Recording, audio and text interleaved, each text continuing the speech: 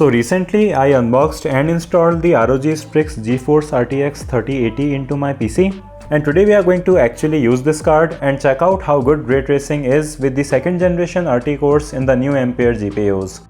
We are going to check out some specific examples to see what difference it actually makes in Cyberpunk 2077. So we are going to see the super realistic reflections it creates, how it scatters light to make your games look lifelike, how the ray traced shadows and ambient occlusion add depth and realism to the graphics, and finally we are going to check out the performance boost with DLSS and what kind of effect that has on image quality. Hey guys, I am Siddharth and let's get started.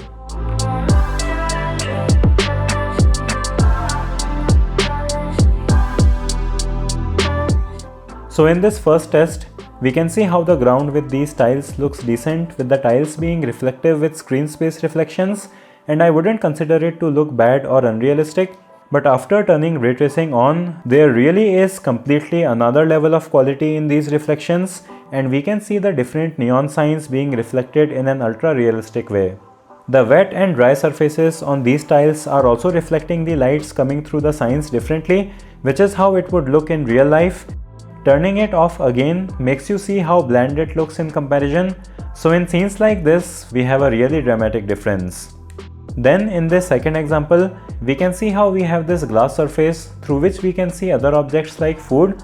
but on this glass, we really have very low resolution reflections which look quite blocky and unrealistic.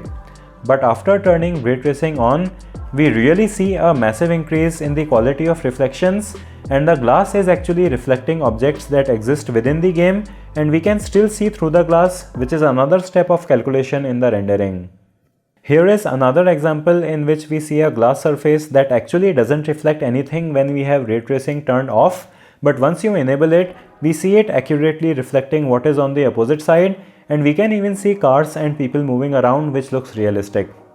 Even in small reflective areas like this puddle filled with water, we can see the neon signs being reflected accurately, while turning it off results in a very blurry reflection that is just an approximate of the color that the reflection of the neon sign would have. So it is of course not a surprise when we see the glass surfaces and the metal body of this car in this scene reflect what is actually present in the game when we have ray tracing turned on, while disabling it results in a very vague and blocky reflection effect with just the color of the surroundings. Here is another example of water on the road that has a blurry approximation of reflections when ray tracing is turned off, while by turning it on, we can see the nearby buildings and other objects present in the surroundings. Also make sure that you are subscribed to the channel with bell icon so you don't miss out on future videos.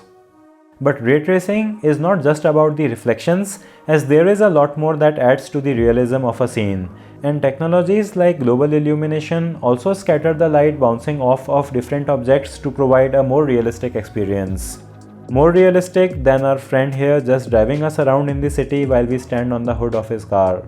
In this example, we can also see how the light being emitted from this ad screen not only reflects but also scatters in a realistic way with ray tracing enabled, while turning it off just results in the surface completely ignoring that there is a bright light source around it.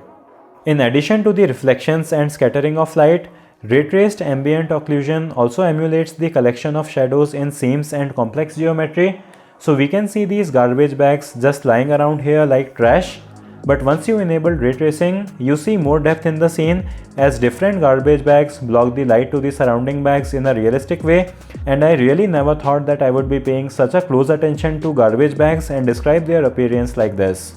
Ray-traced shadows are another important part of what adds realism to the scene, and here we can see these boxes just being there on the road, not caring about the fact that they are supposed to cast shadows on the ground in the real world, but when we turn ray-traced shadows on, we see them actually casting realistic shadows on the ground, which looks much more accurate.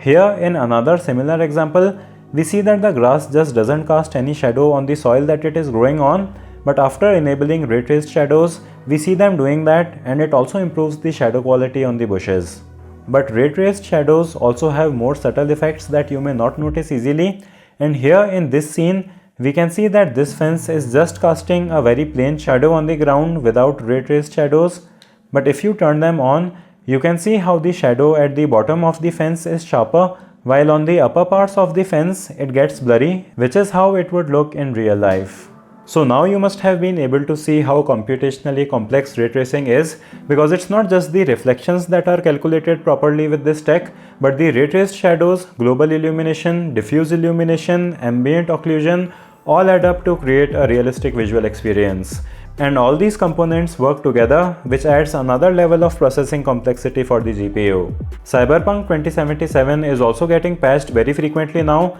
and a lot of improvements are being made to its performance, so we might see it performing better in the future. But despite that, it is not a surprise that we do see a big hit in performance with ray tracing enabled, especially at higher resolutions. But with NVIDIA's DLSS technology, which stands for Deep Learning Supersampling, we can get better performance by upscaling a lower resolution image to 1440p or 4K. And while that does decrease the visual quality with the conventional techniques, NVIDIA introduced Tensor Cores on consumer level with the launch of their Turing GPUs, which use the power of artificial intelligence to upscale the image to near perfection. So we do get a big boost to the performance without affecting the visual quality significantly. And in some cases, DLSS may even look better than native rendering, as in this scene, we see DLSS actually recovering lost image information like the text on this no-tell motel sign that wasn't visible with DLSS turned off, and surrounding details also look better.